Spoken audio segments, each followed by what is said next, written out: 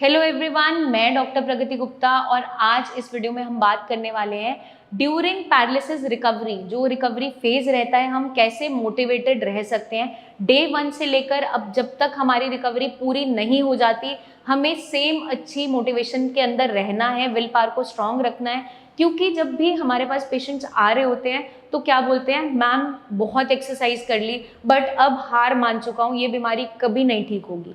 तो ये माइंडसेट हमें निकालना है। अब इसे हम कैसे निकाल सकते हैं? जब भी मैं मोस्टली पेशेंट्स देखती हूँ ओपीडी के अंदर, जब पैरालिसिस के पेशेंट्स आ रहे होते हैं, बाहर वेटिंग एरिया में भी कुछ पेशेंट्स बैठे होते हैं, तो आपस में बात कर रहे होते हैं, तो क्या बोलते हैं, वो एक दूसरे से अपने आप को कंपेयर करना स्टार्ट करते हैं। सबसे बड़ी गलती हम वहाँ पे यही कर रहे हैं। अगर आपकी बॉडी, जो आप खाना पीना खा रहे हो, आपका जो स्ट्रेंथ आ रही है बॉडी में, या फिर आपकी फिजिक दूसरे से अलग हो सकती है, तो रिकवरी फेज भी डेफिनेटली अलग देखने को मिल जाता है, क्योंकि हर एक ह्यूमन बीइंग अपने आप में अलग है, वो सिमिलर पैटर्न पे नहीं रहता। बॉडी फंक्शंस हाँ कुछ हद तक एक जनरलाइज्ड वे में चलते हैं, बट एक इंसान दूसरे इंसान से कंप्लीटली अलग है, चाहे भाई बहन क्यों ना हो, ट्विंस क्यों ना हो, बिल्कुल सेम नहीं होते। और हमें क्या ध्यान रखना है, अगर हम ऐसा कंपैरिजन ला रहे हैं तो वो क्या पूछते हैं, मैम जो बाहर पेशेंट बैठा है उसका हाथ तो ठीक हो गया, मेरा हाथ तो अभी उंगली खुल भी नहीं रही, पर मैं चल तो पा रहा हूँ अच्छे से। बट फिर मैं उन्हें पूछती हूँ कि वो पेशेंट चल पा रहे हैं अच्छे से, नहीं मैम वो चल तो नहीं पा रहे। तो मैं उन्हें यही समझाती हूँ कि क्यों आप कंपेयर कर रहे हो अपने आप को किसी और से। जब हम कंपैरिजन लाते हैं तो हम डिप्रेस होना स्टार्ट हो जाते हैं कि मेरे अंदर रिकवरी नहीं आ पा रही। अब मैंने मोस्टली पेशेंट्स में क्या देखा है, मैं पेशेंट्स को हर बार ये समझाती हूँ, मैक्सिमम केसेस में हमें क्या मिलता है, लेग के अंदर बहुत अच्छी रिकवरी मिल जाती है, हाथ कंपैरेटिवली पीछे रह जाता है। कुछ मेरे पेशेंट्स ऐसे भी हैं जिनकी लेग में रिकवरी लेट आई है लेकिन हाथ बहुत अच्छा रिकवर हो गया। तो उसके पीछे रीज़न क्या रहा, वो ऐसे ऑक्यूपेशन से बिलोंग करते थे जिसमें हाथ का इस्तेमाल ज़्यादा था और बैठ के काम करना होता था। एक शॉपकीपर थे, एक हमारे फार्मर थे पहले, तो घर पे भी वो भी हैंड की एक्टिविटीज़ ट्राई करते रहते थे क्योंकि मसल्स उनके काफ़ी स्ट्रॉन्ग थे। और जो पेशेंट हमारे ज़्यादा चलना फिरना स्टार्ट करते हैं, हाथ की एक्सरसाइजेस कम कर रहे होते हैं इनिशियली, उनकी लेग्स में रिकवरी ज़्यादा आती है। तो कंपैरिजन लाना ही क्यों है, हमें तो अपने आप को जल्दी से जल्दी रिकवर करवाना है। उसके लिए आप बेस्ट एफर्ट्स अपने ऊपर डालो, दूसरों को मत देखो। सबसे पहले अगर हम ये चीज़ एक्सेप्ट कर लेते हैं तो आप बहुत जल्दी रिकवर हो सकते हैं। सेकेंड, हमें क्या ध्यान रखना है, अपनी डाइट का बहुत अच्छे से ध्यान रखना है। एक हेल्दी डाइट मेंटेन करनी है जिसके अंदर वाइटामिन्स, मिनरल्स और आपका प्रोटीन की मात्रा अच्छी पाई जाए। तो एक कंप्लीट बैलेंस डाइट आपको खानी है। अगर आप वेजिटेरियन हो तो नट्स, जितना बादाम, अखरोट है, अभी जैसे मौसम चेंज हो रहा है तो अभी फ़िलहाल भिगो के खाइए। सर्दियों में आप ड्राई ऐसे भी खा सकते हो, सूखे हुए भी खा सकते हैं। मखाने हो गए आपके। जो पेशेंट्स वेजिटेरियन है वो दालों का इस्तेमाल अच्छा करें, सोयाबीन है, मशरूम है, उसका इंटेक अच्छा करें। साथ के साथ जो पेशेंट्स नॉन वेजिटेरियन है वो फिश का इंटेक कर सकते हैं या चिकन सूप के फॉर्म में ले सकते हैं। तो ये हमें खास ध्यान रखना है। थर्डली, आपको क्या ध्यान रखना है, अपने डेली गोल सेट करने हैं। डेली गोल सेट करने का मतलब क्या है, अपनी रूटीन में चेंजेस लाने हैं। आपको एक्सरसाइज के लिए अपना टाइम शेड्यूल फिक्स करना है, मॉर्निंग, इवनिंग आवर्स या बीच में जब भी आप खाली हो आपको एक्सरसाइजेस करनी है। इनिशियली आप थोड़ी थोड़ी रेपिटेशन के साथ स्टार्ट कीजिए, ग्रेजुअली वो रेपिटेशंस बढ़ाते जाइए। जैसे कुछ पेशेंट्स क्या बोलते हैं, मैम अभी तो मेरा हाथ जब खुलेगा तब मैं हाथ की एक्सरसाइज शुरू करूँगा।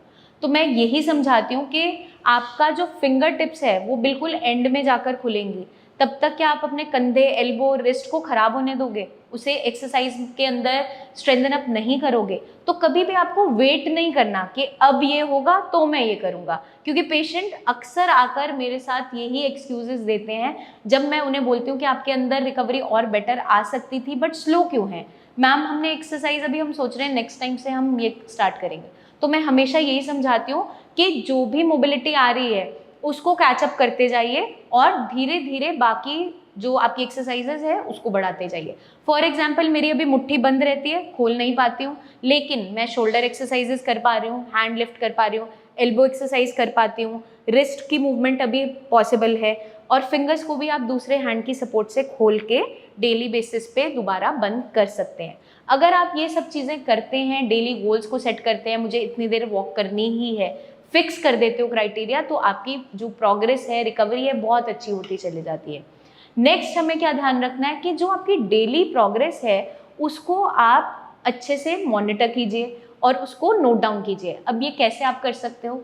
जैसे आपने इनिशियली एक्सरसाइज स्टार्ट की, 10-15 दिन हो गए या 1 महीना हो गया, तो एक अपनी वीडियो बनाइए डे 1 पे, एक आप 1 हफ्ते बाद भी बना सकते हो, 10 दिन बाद बना लीजिए, 15 दिन बाद। डेली बेसिस पे नहीं बनानी, चाहें तो डेली बेसिस पे भी बना सकते हैं, बट डेली बेसिस पे आप बहुत छोटे छोटे चेंजेस देख नहीं पाओगे, फिर आपको लगेगा कि मेरे अंदर रिकवरी नहीं आ रही।